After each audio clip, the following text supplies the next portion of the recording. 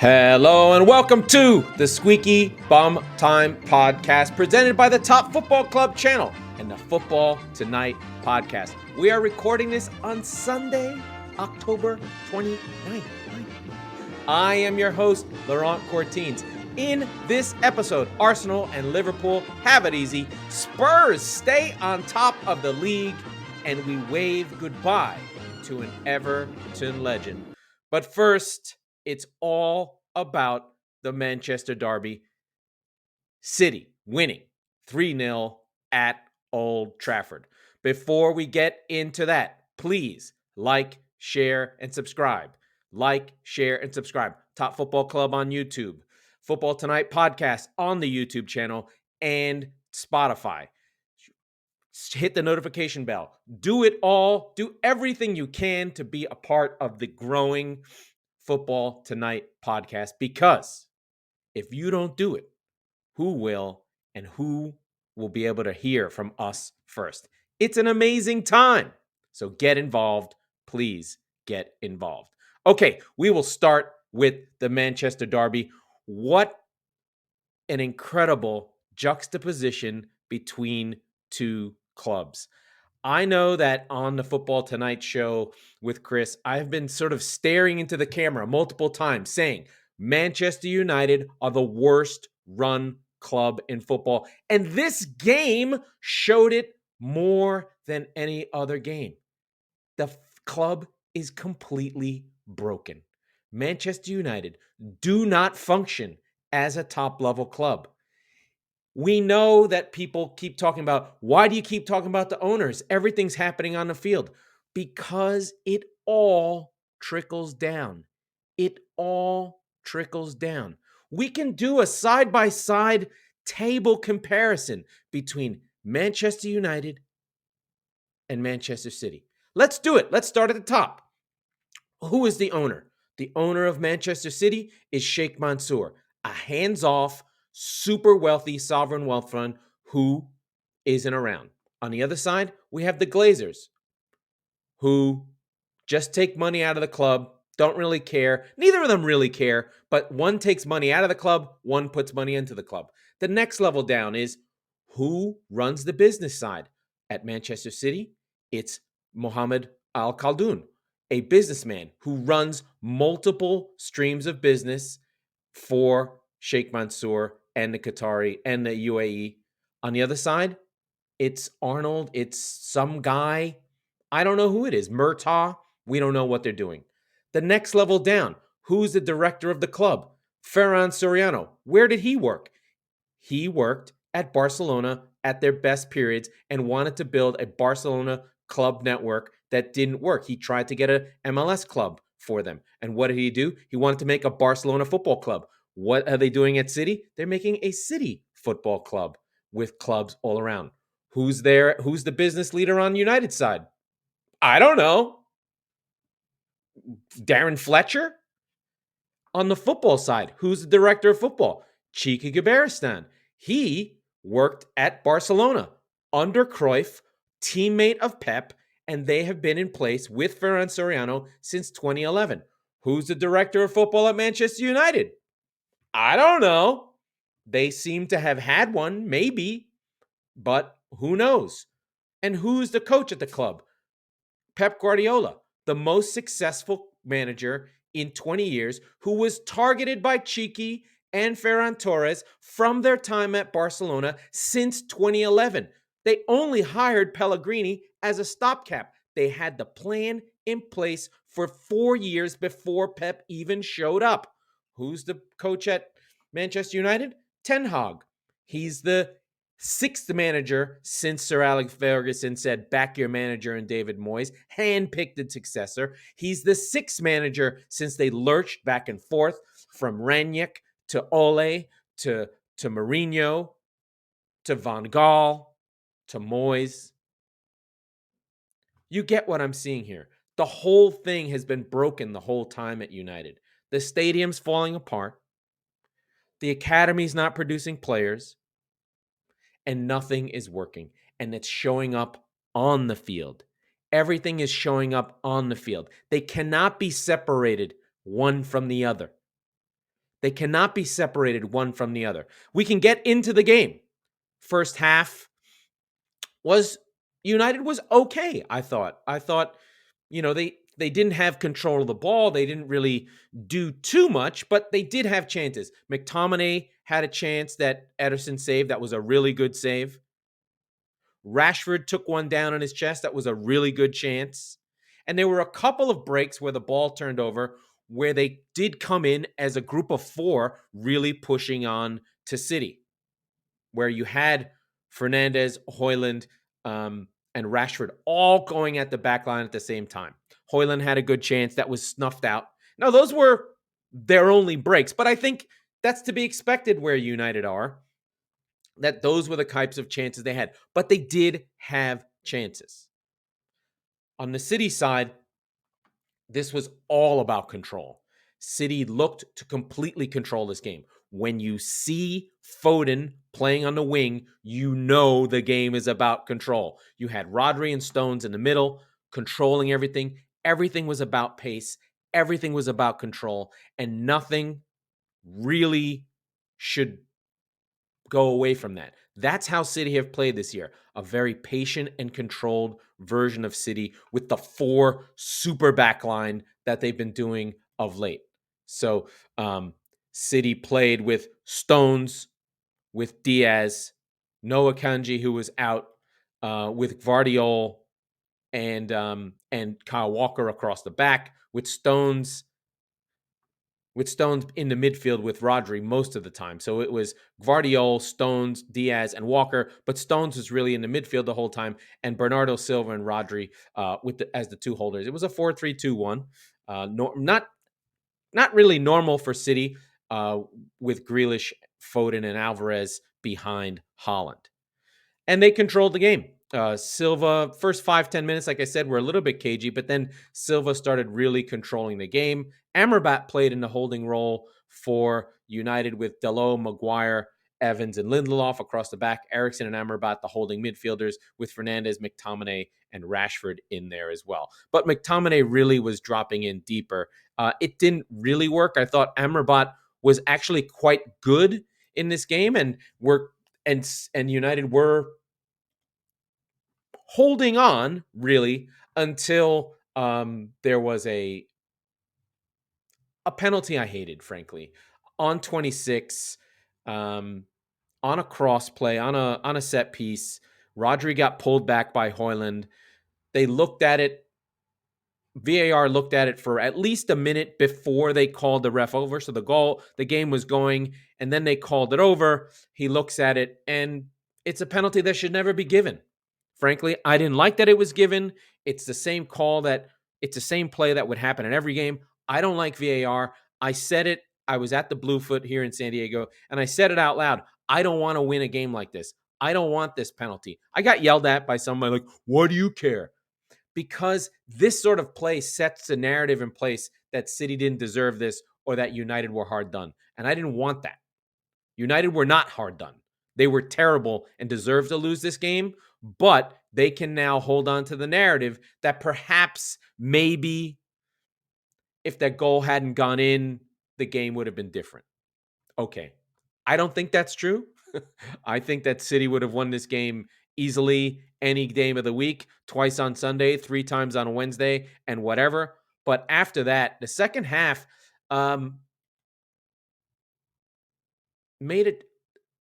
Hag made a change that I did not like. Taking off Amrabat, who I thought was active. Is he perfect? No, but he did do things that I thought were okay. And when he came off and he put on Mason Mount, the second half was terrible for United. They disappeared in this game, especially after the second goal, which was after an amazing move where City are just passing it around, doing what they like. It ended with Haaland unmarked at the back post, getting his goal, and then going through. So once City were up 2, this game was over. I mean, really, really over. Now, another good player in this match, I thought that really Onana had a very, very good game, and he did make 7 saves or more, and it could have been much worse. Onana was good. Holland had a couple of saves at point blank range. One early, one at like 6 minutes where it almost got bundled in. Another one where there was another header on the back post that was tricky. United City were so good in this game. United really just hung on, to be frank, and it was really, like I said, indicative, a real show of where these two teams are. I know we talk about it all the time. I say it all the time, but I think last season really gave United fans and United some sort of sense that Ten Hag had control of this club, especially when he pushed out Ronaldo, especially when Casemiro came in. But after that, even though they were sort of struggling through results, they really hung on because of defense, didn't really give up goals. De Gea made lots and lots of saves, sort of similar to today in that another day, maybe City don't get the finishes or whatever. But the gulf in class between these two clubs is everywhere, top to bottom, on the field, on the bench, in the backroom staff, on the board, at the owner level. All of it goes through. All of it. There is not a thing that United do that is world class that City don't do better. City have rebuilt the entire east side of Manchester. City are about to build an arena that's connected to the stadium. City have built a women's team that United had tried to build now, and they did have a good season last year, but they were forced to build that team because of what City did. Everything about City has been class. Even from the celebrations of Sir Bobby Charlton dying, it was City's players and legends from Manchester that were on the field with what was left of the United heroes of Munich in the early 60s that are teammates of Bobby Charlton. It was Summerby that went and signed things. It was everything from top to bottom. It was City that saw the problems with Sancho and let him go when he was 17 and let him go to Dortmund and knew that he wouldn't work at a top level club, while United didn't see that. They only saw the surface. Everything about these two clubs really shows the difference. From the red to the blue, from the east side to the west side of Manchester, everything about these two clubs is the opposite. One club is stable, one club is well run, one club improves players, one club has its targets in place, sets a price. If it wants them, it gets them, it knows what it's going to do, and it moves on with that player. And if that player doesn't play well, they take the time, they pull him off, they see what he's going to do. Whereas with United, you have Ten Hag basically recruiting players that he worked with before. You don't see City sign players that Pep has had before. Never. You see an opponent that Pep says, "Ooh, that guy's interesting." But Pep is not saying, I coached this player at Bayern Munich, so he should now be a Manchester United player. That literally never happens. Whereas with United, if Ten Hag has seen a player and worked with him in the Eredivisie, he comes to the club. The goals were always De Jong, who's now still at Barca. Then we had Antony, who we had. And we had Onana, who we had. Do we know if those players are at the level? Is there a scouting system in place? Lisandro Martinez, a player that Ten Hag had. What club does this? Maybe one player, but when your club is run by your coach, you can't change your coach because the players become linked to the coach. And if it doesn't work, you end up with the dead weight of that coach. And that is what's happening at Man United over and over and over again. We have the players of 7 different coaches on this team. And the mistakes of each one live on and on and on. We still have Martial, who came through with Ten Hag, never moved on. We have Harry Maguire, who came through with Ole, never moved on. McTominay, still with the club, given his first shot by Ole, never moved on, even though Ten Hag didn't want him. And Maguire is now the best player on the club, the best defender on the club, even though the coach didn't want him. So you have this patchwork of ghost players and dead wood sitting on the team that they can't move on, or they have to play them, or they have to use them. And so you have this opposite club, two mirror images, the yin and yang of what successful football looks like. And United are not that. So that was my take on the old Manchester derby. But let's go through the rest of the scores and stop on some of the other games. Okay, I'm going to put myself the fake minute on the clock and get to it. We had first on Friday night, Crystal Palace 1, Tottenham 2. The Ange revolution continues. Joe Ward own goal on a wicked cross by Madison, and then Son Heung-min scoring on 66. Jordan Ayew getting a late goal to make this game more in line. But this was not a good performance by Spurs. They had a hard time. They controlled the ball a lot, but not really much to write home about. A lot of control. But Spurs just couldn't really get it going, but do get the win. Then Chelsea. Sorry. Yes, this is Saturday. Then Chelsea 0, Brentford 2. Like I said on our Thursday show that I popped in with Chris, Chelsea are inconsistent. I can see them losing this game if it was an okay performance, but it wasn't an okay performance. Brentford came, did what they do, took another win at Stamford Bridge from Chelsea. They've won 3 in a row at Stamford Bridge. Then Arsenal 5, Sheffield United 0. Paul Heckingbottom is going to get fired eventually. He can't give up 5s and 8s and 4s to clubs. Arsenal did what they're supposed to do. Eddie Nketiah with the hat trick. The last goal, a laser beam. Really, really good performance. Arsenal kick on. Then my beloved Burnley lose to Bournemouth. Iraola off the schneid gets his win. Bad goals. The Charlie Taylor goal for Burnley was incredible. Semenino on 22 bundles at home. Then Philip Billing catches Trafford off the line on a almost halfway goal, and they win 2-1. Good for Burnley. They were done. They were hard done by VAR. I don't want to talk about it. They had an offside goal called off. Whatever.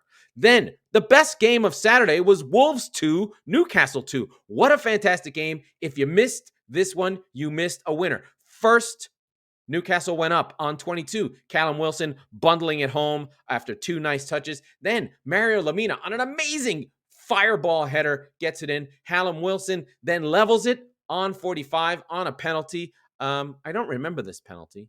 It was something weird. I'm sure all penalties are weird. Is this the one? Oh, this is the one where this was never a penalty. Should have never been a penalty. I remember this one now. Wang kicks Sher from behind when he's trying to play off in the back. That should have never been a penalty. Then Hwang Hee Chan. I'll never say his name. He does lead the Wolves in goals on 71, levels this game. This was the best game. A lot of fight, a lot of tackles, a lot of getting stuck in. The sad news for Wolves, though, is Neto was in on goal late. He's on the way. He's got options. He's about to cut in, and instead of shooting, his hamstring went, and he went down off on a stretcher. Neto out for Wolves. I don't know how they recover from that. He was really leading this team, but I believe in Gary O'Neill. You heard it here first with Bournemouth. You heard it here all the time. Gary O'Neill for England. He is a great manager. Now, we had all the games were on Sunday because everyone played in Europe, so they moved everything to Sunday. West Ham playing in Europe. Lose 1-0 to Everton. Dominic Calvert-Lewin gets it done. Brighton beat Ajax playing on Sunday. Draw 1-1 with Fulham at home. Not a great result, but my boy Ferguson does get a goal.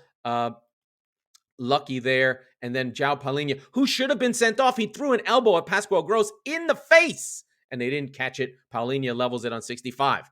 Then we go to the great and powerful Aston Villa, who smashed Luton Town 3-1. McGinn bossing this game. What a player McGinn is. He is underrated. Diaby, Lockyer on an own goal. Emi Martinez on an own goal on a back-headed pass by Konza. A little bit of trouble. Luton Town do get a goal. They're sort of playing okay, but Unai Emery's boys do carry on. Then Nottingham Forest do lose, like I said, to Liverpool. This was an easy game. Jota, Nunez, Salah. You love when your front line scores, but Slobozai was the man of the match here. He was setting things up all over the place.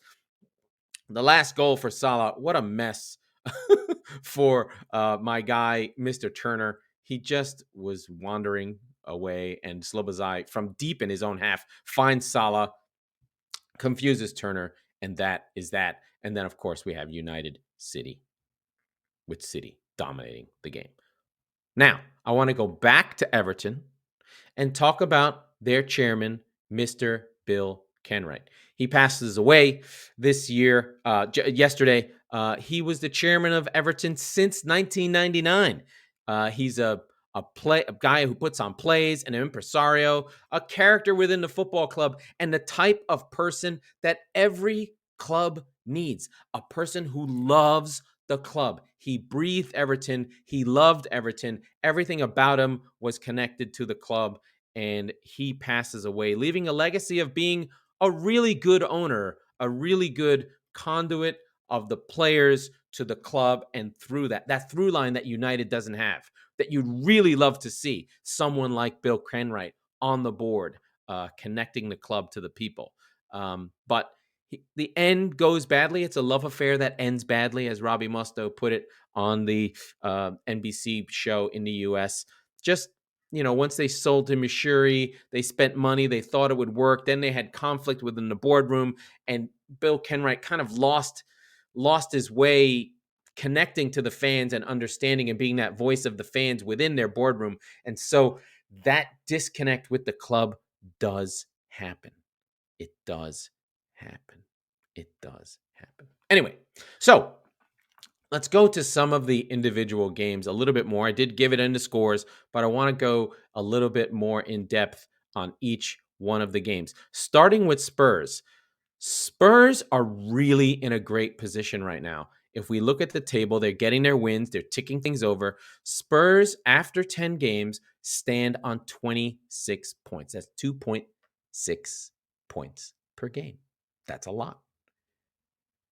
No team in Premier League history has finished outside of the top four who has had this many points at this much time. In fact, it's almost nailed on that Tottenham will probably finish in the top four unless something happens, unless something wild happens, unless something crazy happens. They're still undefeated along with Arsenal, and they are playing really, really well. I think that's going to become the big question of the season is, can Spurs sustain this? They do have a scent, is the right word, of Leicester City about them, where they don't have Europe.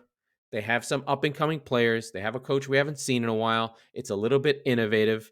Postecoglou is very charming, the way that Ranieri was, that little, hey, dilly-dong, dilly-ding, give me the pizza.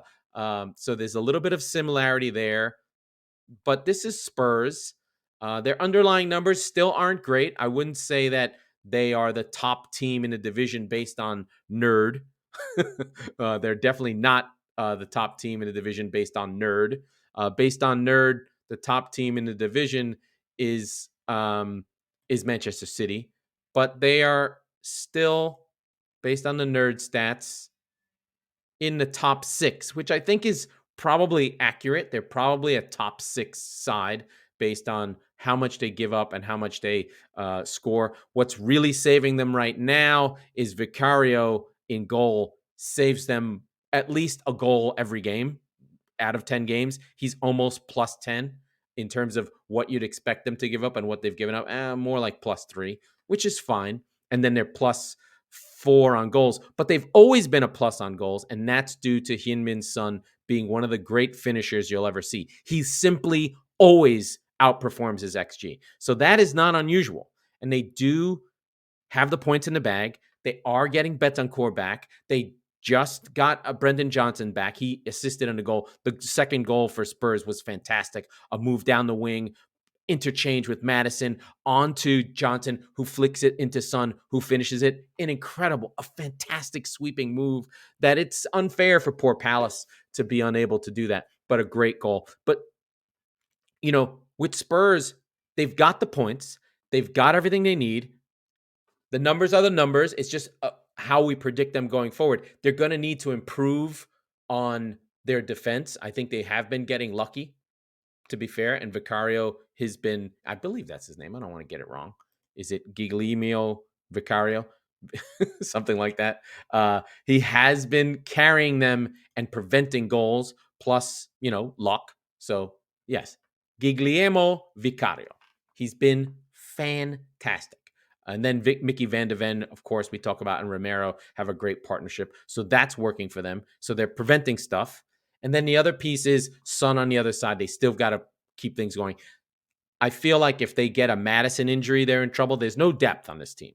Madison is making this team run. He's free. He's flicking and tricking. He doesn't have to track back. The defenders, Basuma and Sarr, are doing all the defensive work for him to let him be free and do his thing. So I like where Spurs are. They're probably nailed on for top three. I think with Liverpool, Arsenal, and City, they're the four best teams by far, not a doubt, along with Newcastle. But Newcastle have the problem of creativity.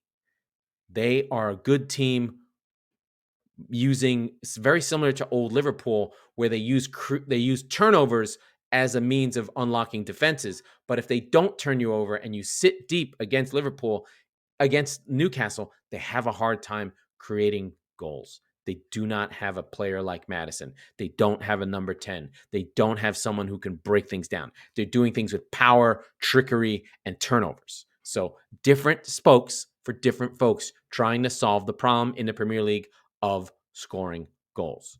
Okay? So that's Spurs on their win that I wanted to talk about. The other one I wanted to chat about was just where Chelsea are right now. It was another game of frustration, another game of created chances, another game where they just could not get it done. The two goals flatters Brentford. The last goal was, Sanchez coming up, and they just hit on the break and whatever. They still need a finisher. They still can't score goals. This team just doesn't have anyone who instinctually wants to get on the end of things. There was a really great indicative moment of that. A deep across the box. Sorry, a flicked header from Thiago late in the game on a cross that normally breeds trouble in that it's flicked across to the back post, and nobody made the run to the back post. Not Sterling, not Madueke, not Palmer, because they're not natural goal scorers who want to get on the end of things. They brought in David Fernandez. I would have liked to have seen Broja. I think Broja is really the only natural goal scorer on the team, a real striker, a big man, a proper number 9 who will get in there and do the things you need him to do. But like I said on the call, on the last episode of the show, they seem to peter out. They seem to have inconsistency. And that's just what you'd expect from a team like this. They simply don't have the extra juice needed to get these games done. And then another thing that I don't think they have is they don't have that anyone who hates losing. I don't think you need to love winning. I think the best players actually hate losing. I think Thiago Silva hates losing a lot. I think Raheem Sterling likes winning, but there's no one who really seems to hate losing. I still feel like Conor Gallagher probably should not be your best player. I loved what Palmer did. I'm still think that the best versions of Chelsea are going to have Palmer in them. So Palmer played great in this number 10 role. They're still super young. I mean, Thiago Silva's 39. Aside from his 39, Raheem Sterling at 28, and then everyone is under 23 or under 25. Axel Diazy is actually 25. You forget how young this team is and how inconsistent it can be when you have that many young players. This is another game of juxtaposition where you have a new group with a coach, with a new system, new ownership, everything new and shiny, and they're trying to work their way in. And then on the other side of it, you have Brentford, who are from top to bottom. And I know I talk about the same clubs over and over again. This is a unified group. You've got Thomas Frank connected to the ownership, to a director of football, to a style of play, to groups of players who have been playing with each other since they were in the championship. This is a well-drilled group. even bringing back Mopé after he got released from Everton, or he's on loan from Everton, he comes into the team knowing how to play. He's a former Brentford player. They have a cohesion. They play as a unit. They know what they're going to do. They know where the ball's going to go. When the ball gets turned over, Wissa and Mbeumo take off. The ball goes deep into the corner. They run the channels, and they try and fight you for those second balls. This doesn't change whether they have Tony, whether they have Mbeumo, whether they have Wissa, whether they have Shad, whether they have Mopé. They play the same way no matter what.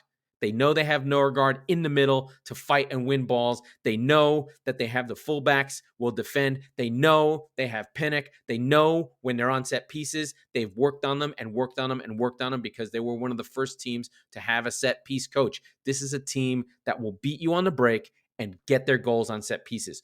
Do not F with Brentford. Now, can they lose games? Sure.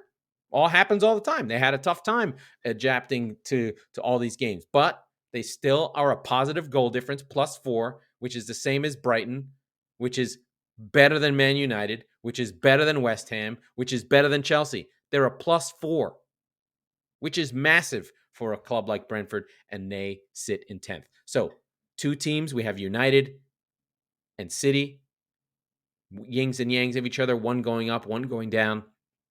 And we have stability and instability in Brentford and Chelsea. Brentford and Chelsea. I still believe in the Chelsea project. It's like I said, I think in the second half of the season, Chelsea will come good, but they're going to have these ups and downs with a young team where they try and figure out what to do. But they should be beating Brentford, or at least putting more hurt on them. In this game, the first half, the first 20 minutes, they were great. They had so many chances, and then they just kind of, as periods of the game waned, they got worse and worse and worse and worse. Madueke hit the bar. Nicholas Jackson had a shot. Cucurella had an amazing shot that was saved. I mean, probably the best, most valuable shot of the game. And then Pinnock on 58 on a headed goal where Diassi just loses him with 3 seconds before. Thiago had seen him from the back of his mind and said, pick him up. But he pulled in together and made a mistake, and Pinnock was there with the header, and that was that. No team needs a finisher more than Chelsea. I mean, it's actually been the story of Chelsea for years. They haven't had a striker for years and years and years. But now they're at least more creative. No Enzo, which probably hurt them a little bit as well. Other games. Let's talk a little bit more about Arsenal. Just to give Eddie Nketiah his due, scores a hat trick. Really liked where he was coming from. Gabriel Jesus is a good player, is better than Eddie Nketiah, is not a good finisher. I've been telling you since he came to Arsenal that he's a worker. He's a team player. He's all these things, but he's not clinical. And Eddie Nketiah is more of a traditional striker. He does more finishing, and Arsenal were dominant in this game, and Sheffield United are just going to go down. It's really, really bad. They're not looking good. They didn't really even create anything. They didn't really do anything. This is going to forever go down as the Eddie Nketiah game. We did have a sighting, which was crazy, of Ryan Brewster, who did nothing. If you remember, Ryan Brewster, famously of the Liverpool Academy, famously bought had a great season on loan with Swansea. Then he was bought by Sheffield and did nothing for 3 years. Now, has he been hurt? I don't even know the story of him, but I was one of these narratives that used to drive me nuts with Ryan Brewster, in that he it was when City couldn't sell anyone and Liverpool was just getting money for guys who stank. Raya was not a problem, launched some balls, did well there, so he was fine. But I do think that, Sheffield United are going to go down. They only had 2 shots on target.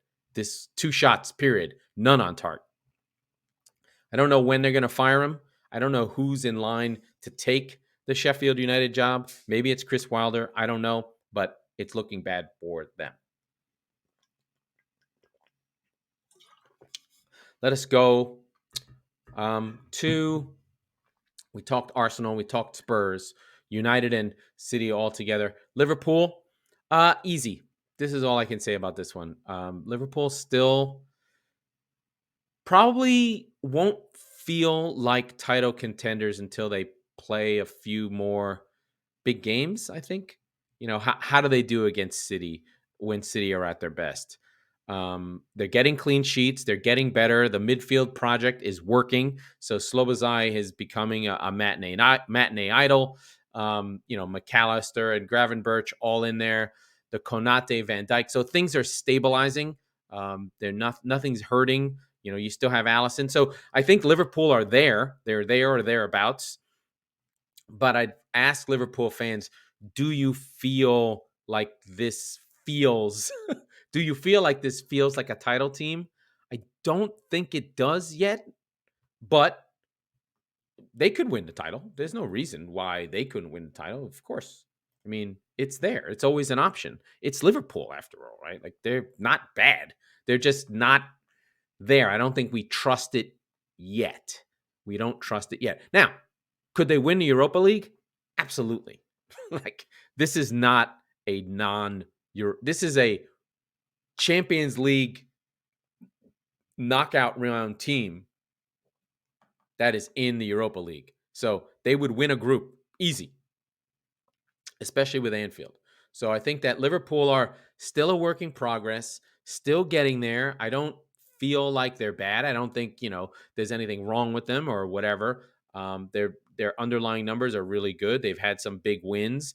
The question is, how do they handle being under pressure?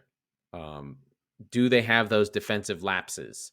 Of the top group, only Aston Villa have given up more goals. Our City are the best defense in the division, with Arsenal. So it's very close. They've given up 9, but I don't think they're quite there yet. In the XG standings, they are the 3rd best team based on underlying numbers, not the 4th best team based on underlying numbers. That's not a perfect predictor. Newcastle are number 1, for instance, but that's based on the back of an 8-goal game, and so it's a little bit misleading for them. But Liverpool are right there. They're overperforming their defense, which is normal because they have Allison, and right in line with their goals. City are overperforming their goal scoring, right in line with their defense. Arsenal are way overperforming their goal scoring and right in line with the defense. So the plus minus goal difference is a little bit, underlying tends to be, if your team is winning all the time and you're a sort of sit back defensive team, your XG won't be good. If you're an offensive team who's always behind and has to come back, you will tend to have a higher XG. And then big games will create an outlier. Now, over the course of a season, we'll see the real value of your team come through, but that's just where we are right now. Another team that we really got to actually take very, very seriously is the great and powerful Aston Villa. Unai Emery has this team 2 points off the top 4. I always think they're going to get nailed on the break because they play the high line. But the Premier League right now is at a level that, we've not seen before. We have a real top 4 that is very strong. The division has never had 3 teams that have had 24 points or more at this point in the season. So we have City, Arsenal, and Tottenham on 24, with Liverpool and Aston Villa on 23 and 22 respectively. A little bit ways back from them is Newcastle on 17. So we have this very strong top 5 here. Aston Villa are scoring goals for fun. Now, they haven't played anyone lately. They put 4 past West Ham. They did draw with Wolves. They put 6 on Brighton. So they have a big result. I think they're big wins against Chelsea, Palace. Yeah, they haven't really played. They lost to Liverpool. They've beaten Burnley. So not too crazy. And they have their big loss against Newcastle to start the season.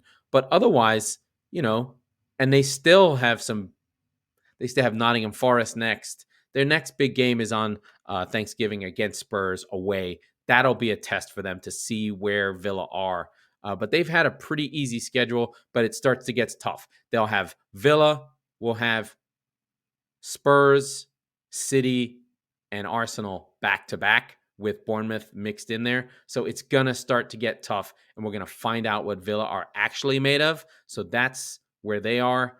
And then, can they finish in the top four? That's really a question for me.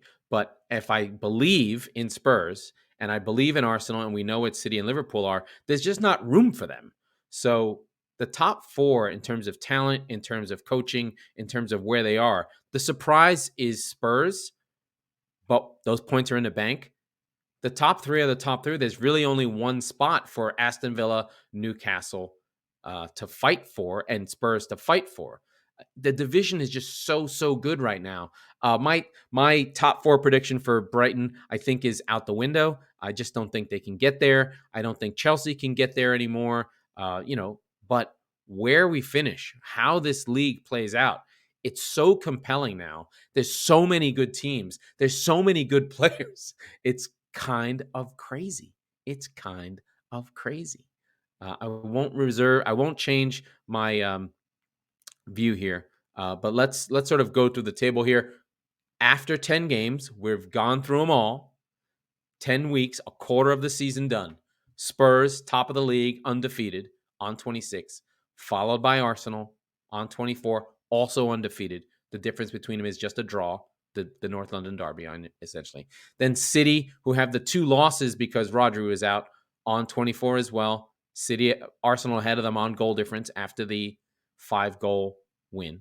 Actually, they're level entirely. I don't know what separates them right now. Maybe wins. Anyway, doesn't matter. Then Liverpool on 23 and Villa on 22 in 5th. Newcastle, Brighton, and Man United make up 6, 7, and 8. That's a strong group.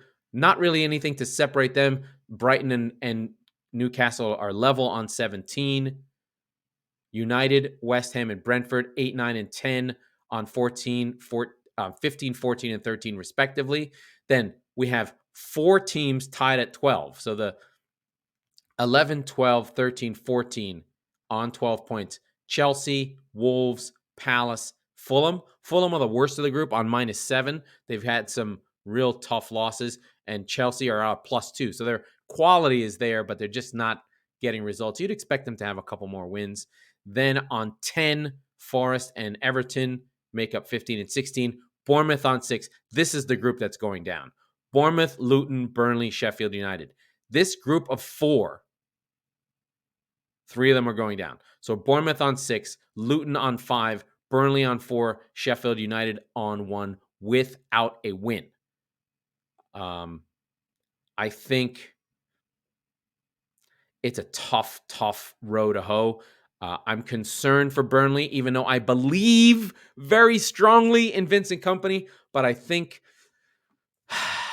out of these 4, Burnley, Luton Town, Sheffield United, and Bournemouth, the strongest team out of this group, I think as a unit, is Bournemouth, because they have a striker, because they have Philip Billing, because they have Neto, but they don't have Gary O'Neill anymore.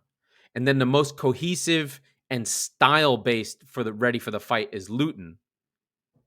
So I think it's between Luton and Bournemouth who will stay up, as much as my heart wants Burnley. It doesn't look like they're going to fire Vincent Kompany. It looks like he's faffing about. They're just giving up goals like crazy. So I worry for Burnley unless something changes. I like Luton. I'm a romantic. Let's go for Luton to stay. So Bournemouth, Burnley, and Sheffield United will go down. That's my take right now. I think Everton and Nottingham Forest are in good shape right now. Like I said, Steve Cooper's a great coach. Dyche is a good coach, and they're too good to go down. Now, there is something looming over Everton, an 11-point potential deduction. I don't think that'll happen. Maybe they'll get a 3-point deduction, which would send them back down into the relegation fight. But Everton look good right now. Okay. To sum it up, City are great, United are terrible, and they have swapped places in the world hierarchy of football and the Premier League. And that is what's happened. Manchester Derby, City, victorious. Manchester City is blue, and we will say goodbye for now.